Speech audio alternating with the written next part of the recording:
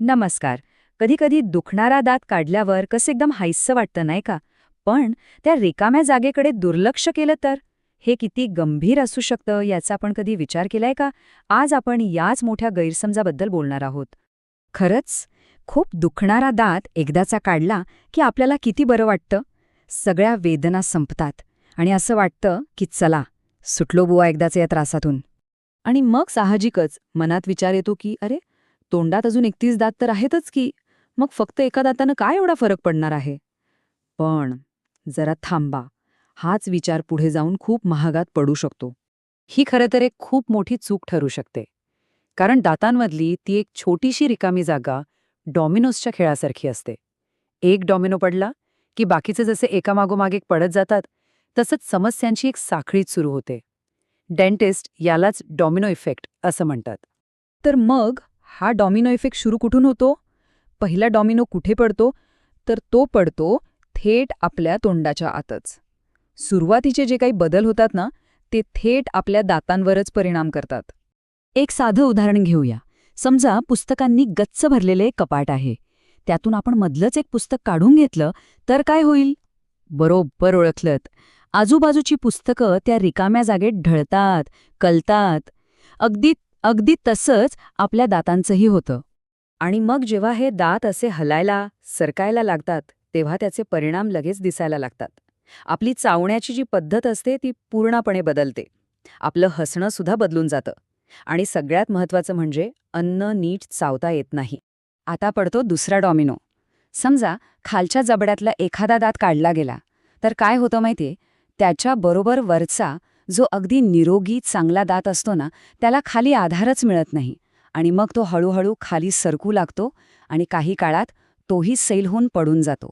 म्हणजे बघा, एका दाताच्या समस्येमुळे दुसरा चांगला दात आपण विनाकारण गमावून बसतो. बरं, हा सगळा प्रकार फक्त तोंडापुरताच मर्यादित राहत नाही बरं का. नाही नाही, याचा परिणाम थेट आपल्या चेहऱ्यावर दिसायला लागतो. कसं? चला, तेच पाहूया. आपल्या दाताचं जे मूळ असतं ना, ते जबड्याच्या हाडात एकदम घट्ट रुतून बसलेलं असतं आणि ते सतत त्या हाडाला एक प्रकारची उत्तेजना देत असतं, त्याला मजबूत ठेवतं. पण ज्या क्षणी आपण तो दात काढून टाकतो, त्या क्षणी ती उत्तेजना बंद होते. आणि मग काय? त्या जागेखालचा जबड्याचं हाड हळूहळू झिजायला म्हणजे एक प्रकारे वितळायला लागतं. हे दात आणि जबड्याचं हाड हे मिळून आपल्या गालांना आणि चेहऱ्याला एक आधार देतात, एक स्ट्रक्चर देतात. आता विचार करा, हा आतला आधारच जर झिजून गेला, नाहीसा झाला, तर काय होईल? साहजिकच आहे, गाल आत खेचले जातात आणि अकाली चेहऱ्यावर सुरकुत्या पडायला सुरुवात होते. आणि आता सगळ्यात धक्कादायक गोष्ट, हे जे सगळे बदल होतात ना, यामुळे एखादी व्यक्ती आपल्या खऱ्या वयापेक्षा तब्बल 10 वर्षांनी जास्त मोठी दिसू शकते. हो, तुम्ही बरोबर ऐकलं, 10 वर्षांनी. हा डॉमिनो इफेक्ट फक्त तोंड आणि चेहऱ्यावर थांबत नाही. आता आपण बघूया की ह्याची साखळी थेट आपल्या संपूर्ण शरीराच्या आरोग्यापर्यंत कशी जाऊन पोचते. एक खूप महत्वाची गोष्ट आहे. पचनाची सुरुवात पोटात नाही तर तोंडात होते. आपण हे वाक्य ऐकलेलं असतं, पण त्याचा खरा अर्थ अनेकदा विसरून जातो.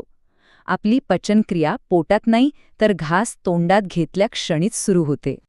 मग आता विचार करा, तोंडात दातच नसतील तर काय होणार? अन्न नीट चावलंच जाणार नाही. अन्नाचे मोठे मोठे तुकडे आपण तसेच गिळतो आणि मग पोटाला ते पचवण्यासाठी प्रचंड मेहनत करावी लागते. याच त्रासातून मग पुढे जाऊन ॲसिडिटी, गॅस, बद्धकोष्ठता यांसारख्या समस्या डोकं वर काढायला लागतात. पण थांबा, एवढं सगळं ऐकून घाबरून जाण्याचं काहीही कारण नाही. कारण या सगळ्या समस्यांवर उपाय आहेत. आणि तो उपाय म्हणजे नवीन दात बसवणे. याकडे खर्च म्हणून नाही, तर आपल्या आरोग्यासाठी केलेली एक खूप महत्त्वाची गुंतवणूक म्हणून पाहिलं पाहिजे. पण नवीन दात बसवणे असं म्हणल्याबरोबर अनेकांच्या मनात पहिला विचार येतो तो खर्चाचा, की अरे बापरे, हे तर खूप महागडं काम असणार. पण खरं सांगायचं तर हा एक मोठा गैरसमज आहे. कारण सत्य परिस्थिती अगदी उलट आहे. आज एका दातासाठी केलेला खर्च हा भविष्यात होणाऱ्या अनेक पटींनी मोठ्या खर्चापासून आपल्याला वाचवतो. विचार करा, पुढे जाऊन ते वाकडे झालेले दात सरळ करण्याचा खर्च, पचनाच्या आजारांवर लागणारा औषध पाण्याचा खर्च, या सगळ्याची जर बेरीज केली तर ती एका नवीन दाताच्या खर्चापेक्षा कितीतरी पटींनी जास्त असेल. तर मग नवीन दात बसवण्यासाठी साधारणपणे 3 मुख्य पर्याय उपलब्ध असतात. पहिला आहे डेंटल इम्प्लांट, जो सर्वोत्तम पण थोडा खर्चिक मानला जातो. दुसरा पर्याय आहे डेंटल ब्रिज आणि तिसरा म्हणजे अनेकांना माहिती असलेली काढता घालता येणारी कवडी. अर्थात एक गोष्ट लक्षात ठेवायला हवी. यापैकी कुठला पर्याय आपल्यासाठी योग्य आहे हे फक्त आणि फक्त आपले डेंटिस्टच ठरवू शकतात. त्यामुळे त्यांचा सल्ला घेणं हे सगळ्यात महत्त्वाचं आहे. तर मग ह्या सगळ्या माहितीनंतर शेवटी एकच प्रश्न उरतो जो प्रत्येकाने स्वतःला विचारायला हवा. हा संपूर्ण डॉमिनो इफेक्ट म्हणजे दातांपासून सुरू होऊन चेहऱ्यावर आणि शरीरावर होणारा परिणाम लक्षात घेता काहीच न करण्याचा निर्णय घेणं ही जोखीम पत्करणं खरंच योग्य आहे का? यावर विचार नक्की करायला हवा.